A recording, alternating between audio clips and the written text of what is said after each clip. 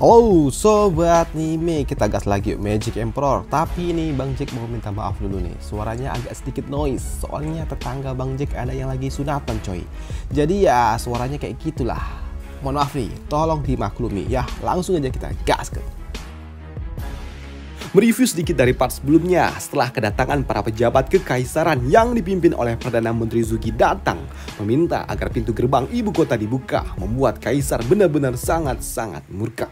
Karena memang selain merusak rencananya, kaisar ia juga terpaksa harus menerima tamu dari kerajaan sebelah, yaitu kerajaan Quanrong yang datang, di mana notabene-nya mereka adalah kekaisaran musuh dari kekaisaran Tianyu.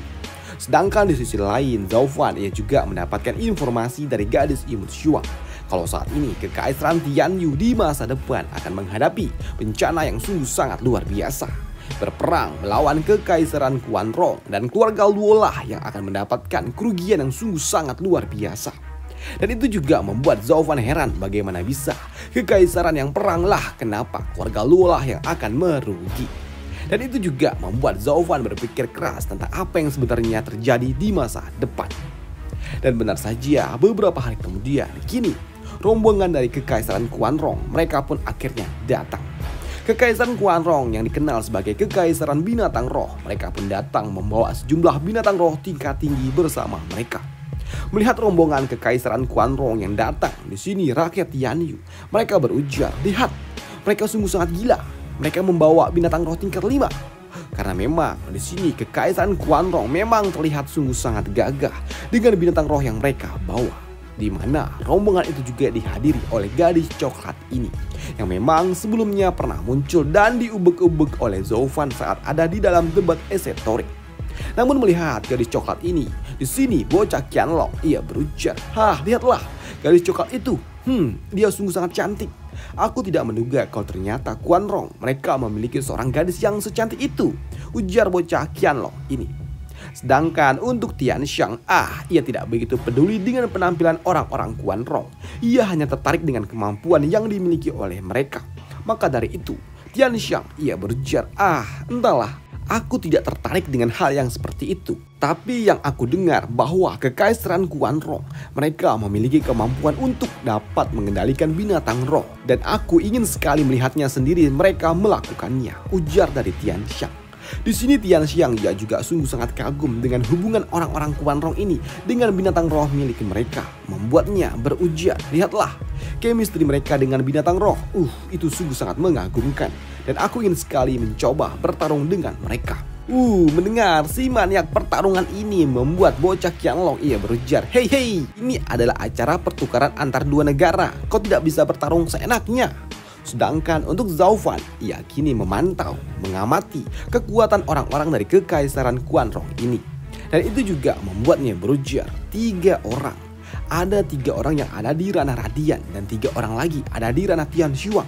Serta 1000 pasukan yang ada di ranah Penempat Tulang. Ditambah dengan 1000 binatang roh tingkat 3 serta 6 binatang roh tingkat 5.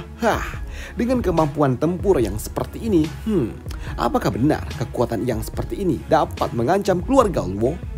Ini sungguh sangat tidak mungkin. Namun di sela-sela Zhao Fan yang sedang menganalisa kekuatan musuh yang memang tidak seberapa tapi diramalkan dapat membuat keluarga Luo di masa depan porak-poranda, membuat Zhao Fan ia pun sedikit bingung. Namun di sela-sela itu juga ada seseorang yang memanggilnya dan berujar, "Zhao Fan, apa yang kau lihat?" Tidak ada. Aku melihat ini sungguh sangat aneh." "Apa? Aneh? Apa yang aneh?" tanya Tuan Putri. "Aneh ya aneh.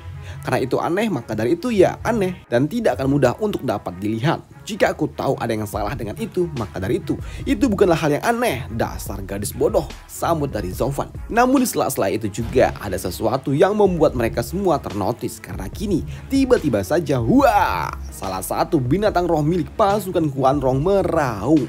Dan ternyata hal itu disebabkan oleh seorang anak kecil yang tiba-tiba saja muncul di tengah jalan yang telah menghalangi gerak dari binatang roh itu. Namun melihat ada seorang anak kecil, lebih tepatnya cucunya yang berlari memasuki jalan, membuat seorang kakek tua berlari dan memohon maaf atas tindakan cucu kecilnya itu yang telah mengganggu perjalanan orang-orang kekaisaran Quanrong ini. Maafkan aku. Anak kecil ini ia tidak tahu kalau kalian mau lewat. Mohon maafkan anak kecil ini. Orang tua ini akan segera membawanya keluar, ujar kakek tua itu. Ya, melihat hal itu, di sini gadis coklat ini yang merupakan nona muda kekaisaran Quanrong, ia berujar, "Ya, tidak apa, Pak Tua. Bawa keluar cucumu itu." Ya, walaupun sikap ramah ditunjukkan oleh nona mudanya, tapi tidak dengan salah satu pasukan dari Quanrong yang lainnya yang berujar, apa-apaan ini? Apakah semua orang di Tianyu ini sungguh sangat bodoh?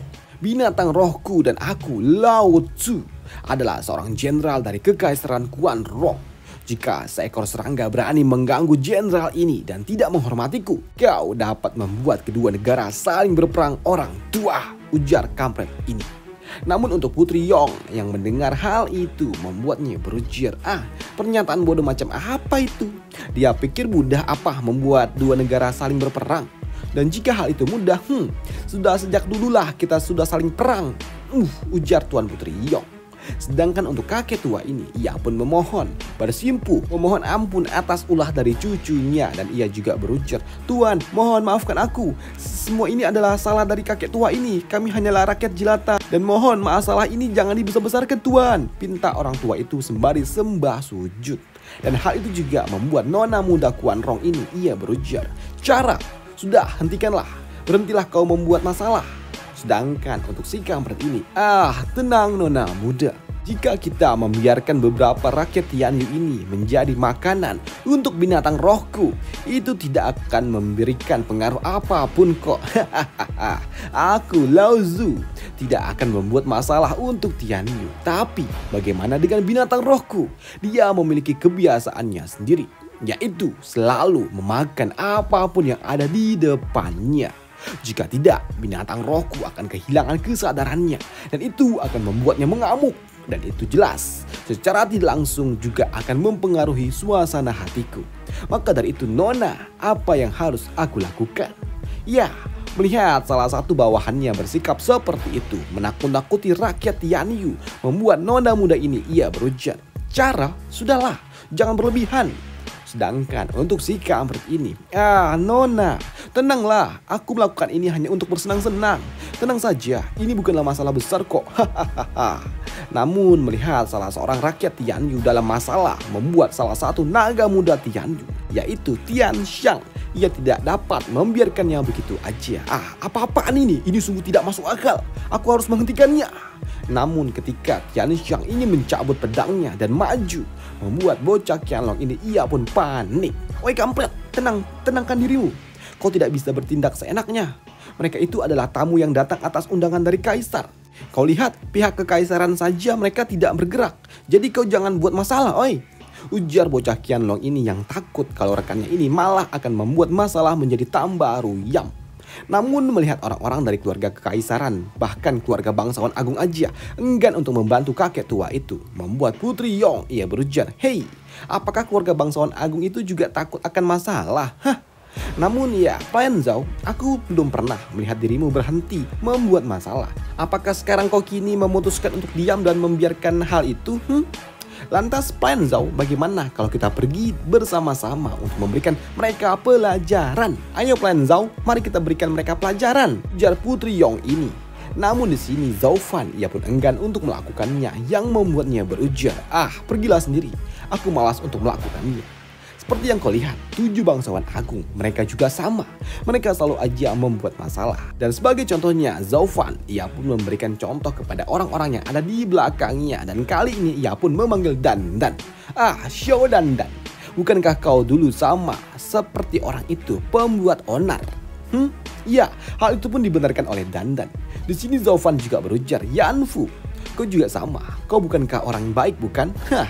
Ya, kau benar. Aku dulu memang orang yang seperti itu. Tapi ya, sejak bergabung dengan keluarga Luo, aku tidak lagi dapat melakukannya. Karena memang keluarga Luo memiliki aturan yang sangat ketat. Maka dari itu, Putri, kau lihat, pada dasarnya kita semua ini sama-sama orang jahat. Apakah kau ingin sekelompok orang jahat ikut campur dalam urusan orang jahat lainnya? Ya, mendengar hal itu membuat Yongni ia pun sedikit kesal dengan Zhao Fan. Tapi di sela-sela itu juga, di sini Zhao Fan dan juga Putri Yong mereka pun sedikit ternotis ketika mereka mendengar ada seseorang yang berujar, "Hentikan! Kalian orang-orang dari kerajaan Quanrong, hentikan sikap arogan kalian." Dan ternyata yang berujar itu adalah Shuang. Yang jelas tidak bisa membiarkan seorang rakyat jelata harus ditindas.